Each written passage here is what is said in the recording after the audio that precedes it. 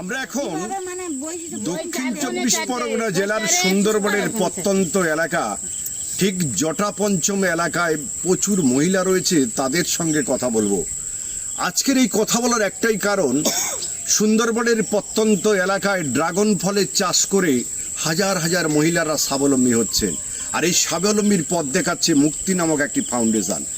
এই মুক্তি নামক ফাউন্ডেশন থেকে ড্রাগন ফলের চাষ এই লবণাক্ত এলাকায় কি করে হচ্ছে, কিভাবে চাষ করছে এলাকার মানুষজন, সে বিষয়ে কথা বলতে গিয়ে আমরা পেয়ে গিয়েছি এখানের এক মহিলা, যিনি প্রথম থেকে আমাদের এই ড্রাগন ফলের গাছ কিভাবে লাগানো হয়, কিভাবে তার বড় করা হচ্ছে, পরিচর্যা করা হচ্ছে, সেই বিষয়ে আমাদের সামনে তুলে ধরবেন। আপনি কিভাবে ড্রাগন চাষ করছেন? ওই 4 কোণে 4টে বসানো হয়েছে, পোস্টারটা বসানো হয়েছে, তার 4 কোণে 4টে বসানো হয়েছে।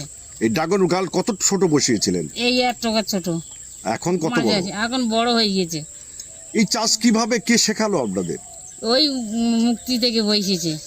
ড্রাগন ফল চাষ করে কোনো লাভ হচ্ছে? হ্যাঁ, লাভ হবে তো। লাভ না হলে আমরা ডাকতে যে আমরা কি বসাচ্ছি, এই না এই ফল বাইরে চলে যাচ্ছে, তো বাইরে আসছে চলে যাচ্ছে। এখন এই কচি কচি ফলগুলো এখন 100 টাকা বিক্রি হচ্ছে, আর বড়গুলো 3000 মতন বিক্রি হচ্ছে। এটা আপনাদের খুব লাভ? লাভ তো হচ্ছে, লাভ না হলে আমাদের এইসব নিয়ে কাজ বেরাচ্ছে। আমরা সারথী বৌদি একদম গধা বাংলা কথায় তিনি জানিয়ে দিলেন লাভ না হলে কাজ হচ্ছে। তিনি জানালেন এই মুক্তি তাদের মুক্তির পথ দেখিয়েছে, স্বাবলম্বী হবার পথ দেখিয়েছে। আমাদের সামনে আরও এক মহিলা রয়েছেন, উনিও এই ড্রাগন ফলের চাষের সঙ্গে যুক্ত, ওনার সঙ্গে কথা বলবো। আপনি ড্রাগন ফলের চাষ সম্বন্ধে কি জানেন এবং কিভাবে লাভবান হচ্ছেন? ড্রাগন সম্বন্ধে জানি বলতে, এবারে আমাদের ড্রাগন গাছ দিয়েছে। আমরা সার ওষুধ জল দিয়ে আমরা সেটাকে বড় করি, করে ফল হলে আমরা বিক্রি করি, করে তাতে আমরা উপকৃত। কিভাবে উপকৃত হচ্ছে? পয়সা হলে তো আমরা তো উপকৃত। এবার আমাদের স্বামীরা বাইরে রোজগার করতে যেতে পারে না, আমরা এইখানে মুক্তি সংস্থায় থেকে কাজকর্ম করে আমাদের সংসার অনেক উন্নতি হয়েছে। একদম। এই গৃহবধূ জানালেন ড্রাগনের চাষ করে তার বাড়ির রোজগার, তার বাড়ির যারা ছেলেমেয়েরা রয়েছে তাদের হাতে খাবার তুলে দিতে পারছেন, এবং সেই মুক্তির পথ দেখিয়েছে মুক্তি নামক ফাউন্ডেশন। এখন আর এক বৌদি রয়েছেন, ওনার কাছে জানতে চাইবো কিভাবে ড্রাগন চাষ করে কিভাবে আপনি লাভবান হচ্ছেন? সার ওষুধ দিয়ে বড় করছি, তারপরে ফুলটা হচ্ছে বিকাল 3টে থেকে 4টে, যে 3টে 4টে থেকে ছোটোই থেকে এরকম বড় হয়, বড় হয়ে রাত্রে সন্ধ্যার দিকে, সন্ধ্যা 7টা 8টার দিকে ফুলটা একদম বড় হয়ে যায়। তারপরে সকালবেলা 10টার দিক থেকে একদম মুড়ে ছোট হয়ে যায়। সেই ফুলটা আবার অনেক দিন পরে পড়ে যায়, ফলটা ছোটোই থেকে বড় হয়, বড় হয়ে সে পাকে। সেই ফল তুলে নিয়ে আমরা বিক্রি করি, করে আমাদের মুক্তির অফিসে দেওয়া হয়, বা মুক্তির অফিসে দিলে ওনারা বিক্রি করে, আমরাও কিছু বিক্রি করি, করে এই করে আমাদের বাচ্চারা বা স্বামীরা অনেক উন্নতি হয়েছি আমরা। এই ফল আপনারা খান? হ্যাঁ, আমরা একবার খেয়েছিলাম। খেয়ে কি বুঝছেন, কেমন টেস্ট? টেস্টটা ভালো, গাছে পাকলে ভালো লাগে, কচিবেলা তুলে রাখলে ওগুলো ভালো লাগে না, ওটা কিরকম জল টাইপের মতন লাগে, কিন্তু গাছে পাকলে ভালো লাগে। হ্যাঁ, গাছে পাকলে ভালো লাগে। কত মহিলারা আপনাদের এখানে কাজ করছে? অনেক মহিলারা, 250-300 মতন মহিলারা কাজ করে। কত জায়গায় লাগানো হয়েছে? লাগানো হয়েছে দমকলে লাগানো হয়েছে, আর সিরাজপুরটা গোটা লাগানো হয়েছে, আবার কনকন দিকে লাগানো হয়েছে, প্রায় 20 কিলোমিটার লাগিয়েছে। হ্যাঁ, ওরকম লাগিয়েছে। আমরা সাগরিকা ছাটুয়ের সঙ্গে কথা বললাম, প্রায় 20 কিলোমিটার রাস্তা জুড়ে নদীর বাঁধের ধারে এই ড্রাগন ফলের চাষ। এই ড্রাগনই এদেরকে স্বাবলম্বী হবার পথ দেখাবে। এটাই সুন্দরবনের প্রকৃতির একটি বৈশিষ্ট্য। তন্তু ও খনিজ পদার্থযুক্ত ফল হলো ড্রাগন। বিভিন্ন ধরনের মাটিতে এবং জলের ব্যবহার বেশি না করেও এই ফলের চাষ করা সম্ভব। এই ফল দারুণ উপকারী। দেশের বিভিন্ন রাজ্যে বর্তমানে ড্রাগন ফলের চাষ করা হয়। এবার বাংলার দক্ষিণ 24 পরগনা জেলাতেও ব্যাপক উৎসাহের সঙ্গে শুরু হচ্ছে ড্রাগন চাষ। এবার ড্রাগন ফলের চাষের ক্ষেত দেখা গেল দক্ষিণ 24 পরগনা জেলার রায়দিঘির নগেন্দ্রপুর এলাকাতেও। মুক্তি ফাউন্ডেশন নামে একটি সংগঠনের উদ্যোগে প্রায় 300 মহিলা এলাকার 20 কিলোমিটার নদী বাউন্ডারিতে ড্রাগন ফলের চাষ করেছেন। গাছগুলি দেখাশোনা এবং রক্ষণাবেক্ষণের জন্য মুক্তি ফাউন্ডেশনের তরফে ওই মহিলাদের প্রত্যেককে 2000 টাকা করে মাসিক ভাতা দেয়া হয়। এর পাশাপাশি প্রতি 1 কিলোমিটারে যে কয়েকটি ড্রাগন গাছ রয়েছে সেই সব গাছে উৎপন্ন ফল বাজারে বিক্রি করা হয়। সেই অর্থ 6 থেকে 7 জন মহিলার মধ্যে ভাগ করা হয়। দেখুন, সুন্দরবনে একটা বড় অংশ জমি, যে জমিতে সাধারণত চাষবাস হয় না, এবং আমাদের যে ম্যানগ্রোভ, সে ম্যানগ্রোভও নেই। নদী বাউন্ডারি সংলগ্ন জমি। তো আমাদের মুক্তির তরফ থেকে আমরা প্রচেষ্টা করেছি যে এই জমিগুলোতে যদি অর্থকরী ফসল ফলানো যায়, তাহলে যে বড় সংখ্যক মানুষ এখান থেকে পরিযায়ী শ্রমিক হিসাবে বাইরে চলে যায়, তাদেরকে আমরা অল্টারনেট জীবিকা দিতে পারবো। এবং যারা জঙ্গলে এখানে মাছ কাঁকড়া যারা ধরতে যায়, তারা সেই মাছ কাঁকড়া ধরা থেকে তাদেরকে বিরত করতে পারবো। আমরা সল্ট টলারেন্ট ভ্যারাইটিস বানানোর চেষ্টা করেছি।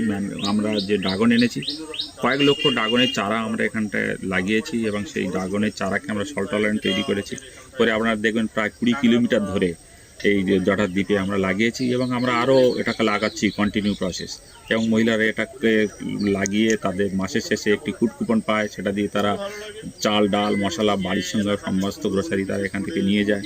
মহা আনন্দে কাজ করছে। এখান থেকে যে ফসল আসবে, একটা অংশ তারা বিক্রি করে তারা নিজেরা খাওয়া দাওয়া করবে, আর একটা অংশ তারা হয়তো গ্রামের কোষে দেবে, হয়তো গ্রামের সার্বিক ডেভেলপমেন্টের জন্য যাবে। বিভিন্ন ধরনের মাটিতে এবং কম জল ব্যবহার করেও সহজেই এই ফলের চাষ করা সম্ভব। ড্রাগন ফলের মধ্যে রয়েছে তন্তু বা ফাইবার, ভিটামিন, খনিজ দ্রব্য এবং অ্যান্টিঅক্সিডেন্ট। তাই বিক্রি করে মুনাফাও হয় ব্যাপক। সুন্দরবনের রায়দিঘির নগেন্দ্রপুর বন্যা কবলিত এলাকা, তাই এখানকার মাটি অনেকটাই লবণাক্ত। মুক্তি ফাউন্ডেশনের তরফে প্রথমে এই ড্রাগন চারাগুলিকে লবণাক্ত মাটির উপযোগী করে তোলা হয়। তারপর ওই চারাগুলিকে নদী বাউন্ডারিতে রোপণ করা হয়েছে। আমরা এখানে আমাদের একটা মুক্তি বলে সংস্থা আছে, সেই সংস্থা থেকে আমরা এই ড্রাগন চারা আমাদের সাপোর্ট দেয়। এখানে আমরা স্বনির্ভর গোষ্ঠী সবাই মিলে আর ড্রাগন চাষ করি। এখানে এটা বন্যা কবলিত নোনা এলাকা, কোনো চাষবাস হয় না। এখানে দেখা যাচ্ছে যে আমরা ড্রাগন গাছ বসিয়েও ভালো সাপোর্ট পাচ্ছি। তার মধ্যে ফল ফুল সংরক্ষণ করি, মানে ফলটা বাজারে বিক্রি করে আমাদের কিছুটা সংসারে ইনকাম আসে। এবার আমাদের পুরুষেরা বাইরে যেভাবে যাচ্ছিল সেটা আর যাচ্ছে না। এবার আমরা কিছুটা সংসারে সাপোর্টও করি। আর উপকারিতা বলতে ড্রাগন ফল অনেকটা রোগ প্রতিরোধ ক্ষমতা থেকে রক্ষা করে, এই রোগ প্রতিরোধ করে, তাই ড্রাগন ফল অনেকটা মানুষ বাজারেও চাহিদা হয়। মূলত রায়দিঘির নগেন্দ্রপুর এলাকায় উপার্জনের জন্য বাড়ির পুরুষেরা কেউ ভিন রাজ্যে, আবার অনেকে জীবনের ঝুঁকি নিয়ে নদীতে মাছ কাঁকড়া ধরতে যান। বর্তমানে মুক্তি ফাউন্ডেশনের সহযোগিতায় পরিত্যক্ত নদীর বাউন্ডারিতে ড্রাগন ফলের চাষের ফলে এলাকার মহিলারা স্বনির্ভর হয়েছেন। পাশাপাশি বাড়ির পুরুষদের ভিন রাজ্যে যাওয়ার প্রবণতাও কমেছে। এমনকি জীবনের ঝুঁকি নিয়ে জঙ্গলে কিংবা নদীতে মাছ কাঁকড়া ধরতে যাওয়ার প্রয়োজনীয়তাও কমেছে। কারণ এই ড্রাগন চাষের কাজে এলাকার মহিলাদের পাশাপাশি পুরুষরাও সামিল হয়েছেন। আস্তে আস্তে মিটছে আর্থিক সমস্যা। কবলিত সুন্দরবন, আর এই সুন্দরবনে এখন আমরা ট্রাইব টিভির প্রতিনিধিরা কেন এলাম, এই প্রশ্নের উত্তর খুঁজতে গিয়ে একটাই জিনিস জানা গিয়েছে, এই পরিত্যক্ত নদীর বাঁধে লবণাক্ত এলাকায় ইতিমধ্যেই ড্রাগন ফলের চাষ হয়েছে।